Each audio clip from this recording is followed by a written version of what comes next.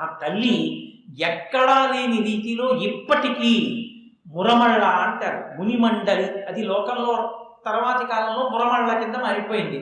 ఆ మురమళ్ళ క్షేత్రంలో ఇప్పటికీ ఏకపీఠం మీదే ఉంటారు వీరభద్రుడు భద్రకాళి ఇద్దరు. ఇప్పటికీ అక్కడ సాయంకాలం వేళ కళ్యాణం చేస్తారు, రాత్రి చేస్తారు కళ్యాణం.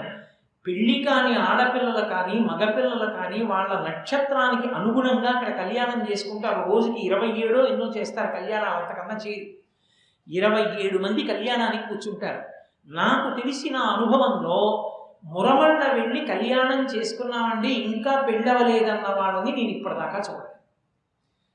నా జీవితంలో వ్యక్తిగత విషయాలు పైకి చెప్పకూడదు.